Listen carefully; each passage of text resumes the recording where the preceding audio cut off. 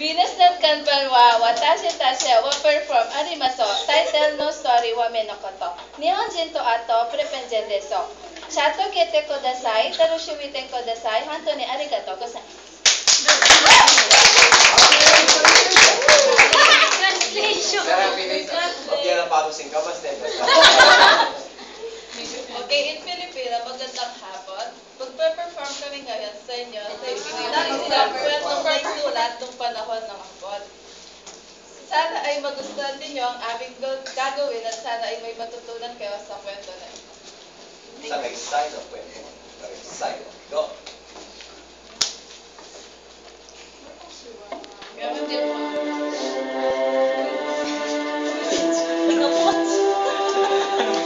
Page.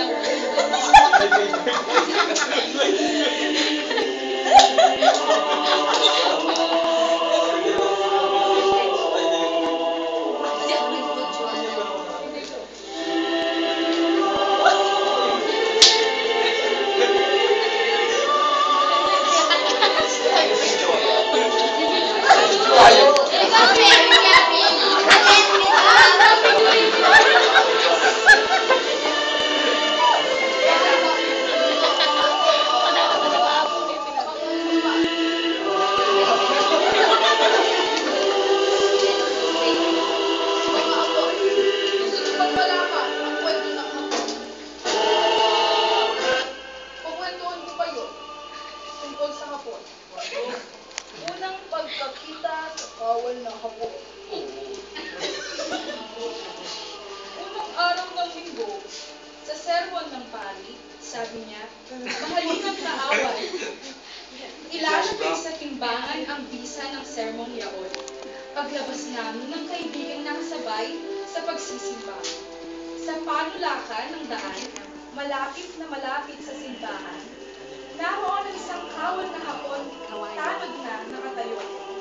Ngunit wala sa kanyang bigkas ang tunay na tanod. Mukha siyang hapong-hapon. Patingin-tingin, sa mga mata niya'y magkahalo ang matinding pagod. Ang pag-aagam-agam, ang ikinukubling takot, ang ipinaiibabaw na kabamisan. Matagal namin siyang pinagmasdan ng kaibigan ko. Sa kawal na iyon, ay nakita ko ang lahat ng mga dayuhang naghahaling-huling sumakop sa ating bayan. Sa matindi kong tuot sa kanya, ay unti-unting gumapa ang larawan ng ubod dumi niyang uniforme, ang makapal na putik na natuyo na sa luma niyang botas, ang warak-warak na kayong nagsabit sa kanyang gora, ang walang katulad na dungis ng buong niyang katawan. Nagbalik ang sermon ng pari. Ito ba ang aking kaaway? Namuo ang luha sa aking mga mata.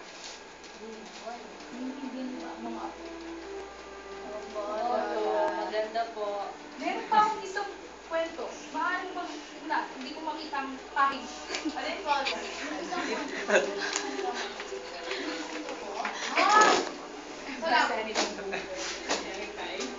Ang pamagat na ito ay Putnang mo!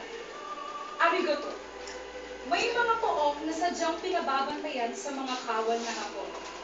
Marahil, dahilan sa maraming gerilya na palihim na labas-masok sa lungsod.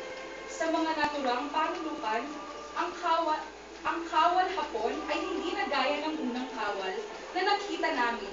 Ngayon ay larawan na siya ng kapangyarihan, bagaman karaniway marungis pa rin. Lahat ng daraanan doon kailangan tumigil, yumukod sa kawal at magsabi ng Ohayo gozaimasu o Ohayo gozaimasu, katumbas ng ating magandang araw po. May mga kawal na hindi nasisiyahan sa karaniwang pagyukod ng mga Pilipino na bahagyang pagbaba lamang ng ulo. Ang bibig nila'y pagyukod na nagmumula sa baywang, right angle wika nga, kaya't maraming Pilipino ang nasasampal noon. Maraming Pilipino ang umiiwas na magdaan sa mga naturang pook.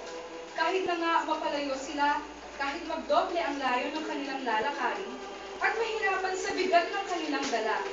Ngunit kung umuulan, lalo pa kung napakabigat ang mga dala, napipilitan ng maraming tao na doon na rin dumaan. sa may bantay na kawal hapon. Dito ko naranasan ang sumusunod. Isa-isa ang tao sa mahabang pila na yumuyukod ng mababang-mababa parang huwag masampat. Sa harap ng kawal hapon na naka-uniforme, may baril at bayoneta. Ohio, sabi ng ilan. Dang araw po, sabi naman ng mga ilan-ilan. Ohio o gozaimasu, sagot ng kawal, o kaya masayang ungol. Ilang ulit akong nakarinig ng ganito. Puntang mo! Arigato! Sagot ng kawal. Ganoon na lamang ang bilis ng paglayo ko. Hindi ano ba, mama? Opo, Lola. Lola, magulo po ba dati noon? Sa tingin ko, magulo. Magulo. Sila pa ako sa tulungan ng ilan. Salamat po, Lola. Salamat po sa pagbabahagi ng